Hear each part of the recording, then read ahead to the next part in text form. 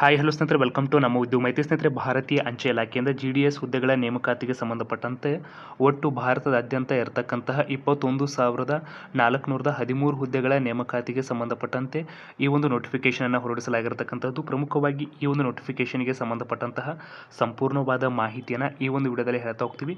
So ವಿಡಿಯೋನ skip ಮಾಡ್ದಂಗೆ ಪೂರ್ತಿಯಾಗಿ ನೋಡಿ ಅಂತ ಹೇಳ್ತಾ ಬನ್ನಿ ಸ್ನೇಹಿತರೆ, ಇವತ್ತಿನ ಒಂದು ವಿಡಿಯೋನ ಶುರು ಮಾಡೋಣ. ಸ್ನೇಹಿತರೆ, ಮುಖ್ಯವಾಗಿ ಈ ಒಂದು ನೋಟಿಫಿಕೇಶನ್ಗೆ ಸಂಬಂಧಪಟ್ಟಂತೆ BPM ಅಂದರೆ ಬ್ರಾಂಚ್ ಪೋಸ್ಟ್ ಮಾಸ್ಟರ್ ಹುದ್ದೆಗಳಾಗಿರಬಹುದು, ಅಸಿಸ್ಟೆಂಟ್ ಬ್ರಾಂಚ್ ಪೋಸ್ಟ್ ಮಾಸ್ಟರ್ ಹುದ್ದೆಗಳಾಗಿರಬಹುದು ಮತ್ತು ಗ್ರಾಮೀಣ ಡಾಕ್ ಸೇವಕ್ ಹುದ್ದೆಗಳಿಗೆ ಸಂಬಂಧಪಟ್ಟಂತೆ ನೋಟಿಫಿಕೇಶನ್ ಅನ್ನು ಹೊರಡಿಸಲಾಗಿರತಕ್ಕಂಥದ್ದು. ಮುಖ್ಯವಾಗಿ ಈ ಒಂದು ಹುದ್ದೆಗಳಿಗೆ ಅರ್ಜಿಯನ್ನು ಸಲ್ಲಿಸಲು ಪ್ರಾರಂಭದ ದಿನಾಂಕ 10 ಫೆಬ್ರವರಿ 2025ರಿಂದ 3 ಮಾರ್ಚ್ 2025ರವರೆಗೆ ಅರ್ಜಿಗಳನ್ನು ಸಲ್ಲಿಸಬಹುದಾಗಿರತಕ್ಕಂಥದ್ದು. ಇನ್ನು ಕರೆಕ್ಷನ್ ವಿಂಡೋ ಬಂದ್ಬಿಟ್ಟು 6/3/2025ರಿಂದ 8/3/2020ರವರೆಗೆ ಕರೆಕ್ಷನ್ಸ್ ವಿಂಡೋ ಇರತಕ್ಕಂಥದ್ದು. ನೀವು ಅಪ್ಲಿಕೇಶನ್ ಹಾಕುವಾಗ ಏನಾದರೂ ತಪ್ಪು ಮಾಡಿದರೆ ನಂತರದಲ್ಲಿ ಎಡಿಟ್ ಅನ್ನು ಮಾಡಬಹುದಾಗಿರತಕ್ಕಂಥದ್ದು. ಮುಖ್ಯವಾಗಿ ಈ ಒಂದು branch post master, assistant branch post master ಆಗಿರಬಹುದು ಮತ್ತು ಗ್ರಾಮೀಣ ಡಾಕ್ ಸೇವಕ್ ಹುದ್ದೆಗಳಿಗೆ ಸಂಬಂಧಪಟ್ಟಂತೆ ಜಾಬ್ ಪ್ರೊಫೈಲ್ ಯಾವ ರೀತಿಯಾಗಿರುತ್ತೆ ಎಂಬುದನ್ನು ಈ ಒಂದು ಅಫಿಷಿಯಲ್ ನೋಟಿಫಿಕೇಶನ್ ನೀಡಲಾಗಿದ್ದು ಅಭ್ಯರ್ಥಿಗಳು ನೋಡ್ಕೊಳ್ಬಹುದಾಗಿರತಕ್ಕಂಥದ್ದು. ಅದೇ ರೀತಿಯಾಗಿ ಈ ಒಂದು ಜಾಬ್ ಪ್ರೊಫೈಲ್ ಅಂದರೆ ಹುದ್ದೆ ಯಾವ ರೀತಿಯಾಗಿರುತ್ತೆ ಅಂತ ಹೇಳಿ ನಮ್ಮ ಉದ್ಯೋಗ ಮಾಹಿತಿ .in ಇಲ್ಲಿ ಕನ್ನಡದಲ್ಲಿ ಆರ್ಟಿಕಲ್ ಅನ್ನು ನೀಡಲಾಗಿದ್ದು ಅಭ್ಯರ್ಥಿಗಳು ನೋಡಿಕೊಳ್ಳಬಹುದಾಗಿರತಕ್ಕಂತಹದ್ದು. ಇನ್ನು ಮುಖ್ಯವಾಗಿ ಈ ಒಂದು ಹುದ್ದೆಗಳ ನೇಮಕಾತಿಗೆ ಸಂಬಂಧಪಟ್ಟಂತೆ ರೆಮ್ಯುನರೇಷನ್ಸ್ ಅನ್ನು ನೋಡಿದ್ರೆ ಪ್ರಮುಖವಾಗಿ BPM ಅಂದರೆ ಬ್ರಾಂಚ್ ಪೋಸ್ಟ್ ಮಾಸ್ಟರ್ ಹುದ್ದೆಗಳಿಗೆ ಸಂಬಂಧಪಟ್ಟಂತೆ 12,000ದಿಂದ 29,380ರವರೆಗೆ ವೇತನವನ್ನು ನೀಡಲಾಗುತ್ತೆ. ಅದೇ ರೀತಿಯಾಗಿ ಅಸಿಸ್ಟೆಂಟ್ ಬ್ರಾಂಚ್ ಪೋಸ್ಟ್ ಮಾಸ್ಟರ್ ಮತ್ತು ಗ್ರಾಮೀಣ ಡಾಕ್ ಸೇವಕ್ ಹುದ್ದೆಗಳಿಗೆ ಸಂಬಂಧಪಟ್ಟಂತೆ 10,000ದಿಂದ 24,470 ರೂಪಾಯಿನ ನೀಡಲಾಗ್ತಾ ಇರತಕ್ಕಂಥದ್ದು. ಪ್ರಮುಖವಾಗಿ ಇಲ್ಲಿ ವರ್ಷಕ್ಕೆ 3% ಇನ್ಕ್ರಿಮೆಂಟ್ ಇರತಕ್ಕಂಥದ್ದನ್ನು ಸ್ಪಷ್ಟವಾಗಿ ಇಲ್ಲಿ ಗಮನಿಸಬಹುದಾಗಿರತಕ್ಕಂಥದ್ದು. ಅದರ ಜೊತೆಗೆ ಇತರೆ ಅಲೋವೆನ್ಸಸ್ ಅನ್ನು ಕೂಡ ಒಳಗೊಂಡಿರತಕ್ಕಂತಹದ್ದು.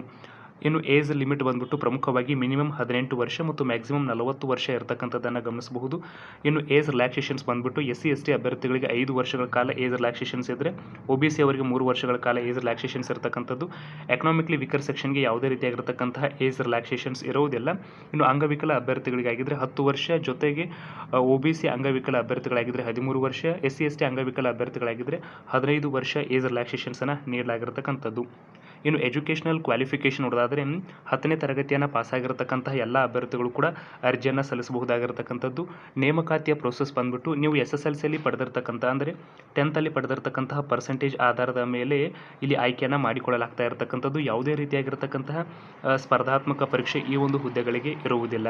ಇನ್ನು ಮುಖ್ಯವಾಗಿ ಈ ಒಂದು ಹುದ್ದೆಗಳ ಡಾಕ್ಯುಮೆಂಟ್ ವೆರಿಫಿಕೇಷನ್ಗೆ ಬೇಕಾಗಿರತಕ್ಕಂತಹ ಡಾಕ್ಯುಮೆಂಟ್ಸ್ಗಳ ಬಗ್ಗೆ ನೋಡೋದಾದರೆ SSLC ಮಾರ್ಕ್ ಶೀಟ್ ಆಗಿರಬಹುದು, ಐಡೆಂಟಿಟಿ ಪ್ರೂಫ್ ಆಗಿರಬಹುದು ಅಂದರೆ ಆಧಾರ್ ಕಾರ್ಡ್ ಆಗಿರಬಹುದು, ಚುನಾವಣಾ ಗುರುತಿನ ಚೀಟಿ ಆಗಿರಬಹುದು, ಪಾಸ್ಪೋರ್ಟ್ ಆಗಿರಬಹುದು, ಕಾಸ್ಟ್ ಸರ್ಟಿಫಿಕೇಟ್ ಆಗಿರಬಹುದು ಅಥವಾ ಅಂಗವಿಕಲ ಸರ್ಟಿಫಿಕೇಟ್. ನೀವೇನಾದರೂ ಅಂಗವೈಕಲ್ಯತೆಗೆ ಸಂಬಂಧಪಟ್ಟಂತೆ ಮೀಸಲಾತಿಯನ್ನು ಕೋರಿದ್ದಲ್ಲಿ ಅಂಗವಿಕಲ ಸರ್ಟಿಫಿಕೇಟ್ ಆಗಿರಬಹುದು. ಇನ್ನು EWS ಎಕನಾಮಿಕ್ಲಿ ವೀಕರ್ ಸೆಕ್ಷನ್ನ ಮೀಸಲಾತಿ ಕೋರಿದಲ್ಲಿ ಅದರ ಸರ್ಟಿಫಿಕೇಟ್ ಆಗಿರಬಹುದು. ಟ್ರಾನ್ಸ್ಜೆಂಡರ್ ಸರ್ಟಿಫಿಕೇಟ್, ನೀವೇನಾದರೂ ಟ್ರಾನ್ಸ್ಜೆಂಡರ್ಗೆ ಸಂಬಂಧಪಟ್ಟಂತೆ ಮೀಸಲಾತಿಯನ್ನು ಕೋರಿದರೆ ನಿಮ್ಮ ಒಂದು ಟ್ರಾನ್ಸ್ಜೆಂಡರ್ ಸರ್ಟಿಫಿಕೇಟ್ ಬೇಕಾಗುತ್ತೆ. ಇನ್ನು date of birth proof, SSLC marks card ಇದ್ರೂ ಕೂಡ ನಡೆಯುತ್ತೆ. ಇನ್ನು medical certificate issued by the medical officer any government hospitals or government dispensaries and government primary health ಸೆಂಟರ್ಸಿಂದ ಪಡೆದಿರತಕ್ಕಂತಹ ನಿಮ್ಮ ಒಂದು ಹೆಲ್ತ್ ಸರ್ಟಿಫಿಕೇಟನ್ನು ಕೂಡ ಅಲ್ಲಿ ಸಬ್ಮಿಟ್ ಮಾಡಬೇಕಾಗತ್ತೆ. ಇನ್ನು ಪ್ರಮುಖವಾಗಿ ಸ್ನೇಹಿತರೆ, ಈ ಒಂದು ಹುದ್ದೆಗಳ ನೇಮಕಾತಿಗೆ ಸಂಬಂಧಪಟ್ಟಂತೆ ಯಾವ ರೀತಿಯಾಗಿ ಅರ್ಜಿಯನ್ನು ಸಲ್ಲಿಸಬೇಕು ಎಂಬುದನ್ನು ನೋಡೋದಾದರೆ ಅಫಿಷಿಯಲ್ ವೆಬ್ಸೈಟ್ ಆಗಿರತಕ್ಕಂಥ https://indiapost.gdsonline.gov.in ಈ ಒಂದು ಅಫಿಷಿಯಲ್ ವೆಬ್ಸೈಟ್ಗೆ ಭೇಟಿ ನೀಡುವುದರ ಮೂಲಕವಾಗಿ ಅರ್ಜಿಯನ್ನು ಸಲ್ಲಿಸಬಹುದಾಗಿರತಕ್ಕಂಥದ್ದು. ಮೊದಲಿಗೆ ರಿಜಿಸ್ಟ್ರೇಷನ್ ಇರತಕ್ಕಂಥದ್ದು, ನಂತರದಲ್ಲಿ ಆನ್ಲೈನ್ ಮೂಲಕ ಪೇಮೆಂಟನ್ನು ಮಾಡುವುದರ ಮೂಲಕವಾಗಿ ಅರ್ಜಿಯನ್ನು ಸಲ್ಲಿಸಬಹುದು. ಇನ್ನು ಮುಖ್ಯವಾಗಿ ಈ ಒಂದು ಹುದ್ದೆಗಳ ನೇಮಕಾತಿಗೆ ಸಂಬಂಧಪಟ್ಟಂತೆ ಅಪ್ಲಿಕೇಶನ್ ಫೀಯನ್ನು ನೋಡೋದಾದರೆ ಎಲ್ಲ ಅಭ್ಯರ್ಥಿಗಳು 100 ರೂಪಾಯಿ ಅರ್ಜಿ ಶುಲ್ಕವನ್ನು ನಿಗದಿಪಡಿಸಬೇಕು. ಪ್ರಮುಖವಾಗಿ ಇಲ್ಲಿ ಸ್ಪಷ್ಟವಾಗಿ ಗಮನಿಸಬಹುದು SC/ST ಆಗಿರಬಹುದು, ಮಹಿಳಾ ಆಗಿರಬಹುದು ಮತ್ತು ಅಂಗವಿಕಲ ಅಭ್ಯರ್ಥಿಗಳಿಗೆ ಯಾವುದೇ ರೀತಿಯಾಗಿರತಕ್ಕಂತಹ ಫೀಸ್ ಇರೋದಿಲ್ಲ. ಅವರು ಸಂಪೂರ್ಣವಾಗಿ ಫೀಯಿಂದ ಎಕ್ಸೆಂಪ್ಷನ್ ಅನ್ನು ಪಡೆದಿರತಕ್ಕಂಥದ್ದನ್ನು ಗಮನಿಸಬಹುದು. ಇನ್ನು ಪ್ರಮುಖವಾಗಿ ನೀವು ಅರ್ಜಿಯನ್ನು ಸಲ್ಲಿಸುವಾಗ ಯಾವ ಪ್ರಮುಖ ಮಾಹಿತಿಯನ್ನು ಕೊಡಬೇಕು ಎಂಬುದನ್ನು ಕೂಡ ನೀಡಲಾಗಿದ್ದು ಮೊಬೈಲ್ ನಂಬರನ್ನು ಕೊಡಬೇಕಾಗತ್ತೆ, ಇಮೇಲ್ ID ವೆರಿಫಿಕೇಷನ್ ಆಗ್ತಾ ಇರತಕ್ಕಂಥದ್ದು ಮತ್ತು ಆಧಾರ್ ವೆರಿಫಿಕೇಷನ್ ಕೂಡ ಆಗುತ್ತೆ. Informations about board and year passing the matriculations 10th ಎಕ್ಸಾಮಿನೇಷನ್ಗೆ ಸಂಬಂಧಪಟ್ಟಂಥ ಮಾಹಿತಿಯನ್ನು ಕೊಡಬೇಕಾಗತ್ತೆ. ಸ್ಕ್ಯಾನರ್ಡ್ ಕಾಪಿ, ಪ್ರಮುಖವಾಗಿ ನಿಮ್ಮ ಒಂದು ಫೋಟೋವನ್ನು ಕೂಡ ಅಪ್ಲೋಡ್ ಮಾಡಬೇಕಾಗತ್ತೆ. ಅದು 50 KBಯ ಒಳಗಿರಬೇಕು ಎಂಬುದನ್ನು ಕೂಡ ತಿಳಿಸಲಾಗಿದ್ದು .jpg ಫಾರ್ಮ್ಯಾಟಲ್ಲಿ ಇರಬೇಕು. ಇನ್ನು ಸಿಗ್ನೇಚರ್ ಕೂಡ .jpg ಫಾರ್ಮ್ಯಾಟಲ್ಲಿ ಇರಬೇಕು. ಲೆಸ್ ದ್ಯಾನ್ 20 KBಗಿಂತ ಕಡಿಮೆ ಇರಬೇಕು ಎಂಬುದನ್ನು ಕೂಡ ಸ್ಪಷ್ಟವಾಗಿ ತಿಳಿಸಲಾಗಿರತಕ್ಕಂತಹದ್ದು. ಸ್ನೇಹಿತರೆ, ಮುಖ್ಯವಾಗಿ ನೀವು ಭಾರತದ ಯಾವುದೇ ರಾಜ್ಯಕ್ಕೂ ಕೂಡ ಅರ್ಜಿಯನ್ನು ಸಲ್ಲಿಸಬಹುದಾಗಿರತಕ್ಕಂಥದ್ದು. ಮುಖ್ಯವಾಗಿ ಇಲ್ಲಿ ಗಮನಿಸಬೇಕಾದ ಪ್ರಮುಖ ಅಂಶ ಅಂದರೆ ನೀವು ಯಾವ ಒಂದು ರಾಜ್ಯಕ್ಕೆ ಅರ್ಜಿಯನ್ನು ಸಲ್ಲಿಸ್ತೀರಿ ಆ ಒಂದು ರಾಜ್ಯದ ಲೋಕಲ್ ಭಾಷೆ ನಿಮಗೆ ಬರಬೇಕಾಗುತ್ತೆ. ಫಾರ್ ಎಕ್ಸಾಂಪಲ್, ನೀವು ಕರ್ನಾಟಕಕ್ಕೆ ಅರ್ಜಿಯನ್ನು ಸಲ್ಲಿಸಿದರೆ ನಿಮಗೆ ಕನ್ನಡ ಭಾಷೆ ಗೊತ್ತಿರಬೇಕು, ಅಥವಾ ಮಧ್ಯಪ್ರದೇಶಕ್ಕೆ ನೀವೇನಾದರೂ ಅರ್ಜಿಯನ್ನು ಸಲ್ಲಿಸ್ತಾ ಇದ್ದರೆ ನಿಮಗೆ ಹಿಂದಿ ಭಾಷೆ ಬರಬೇಕು. ಅದೇ ರೀತಿಯಾಗಿ ಮಹಾರಾಷ್ಟ್ರಕ್ಕೆ ಅರ್ಜಿಯನ್ನು ಸಲ್ಲಿಸಿದರೆ ನಿಮಗೆ ಮರಾಠಿ ಬರಬೇಕು ಎಂಬುದನ್ನು ಕೂಡ ಇಲ್ಲಿ ಸ್ಪಷ್ಟವಾಗಿ ನೀಡಲಾಗಿರ್ತಕ್ಕಂತಹದ್ದು.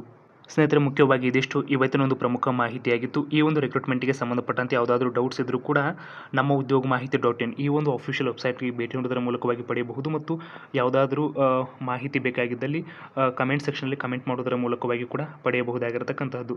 ಸಿಗೋಣ ಸ್ನೇಹಿತರೆ ಮತ್ತೊಂದು ಪ್ರಮುಖ ವಿಡಿಯೋದೊಂದಿಗೆ. ಧನ್ಯವಾದಗಳು.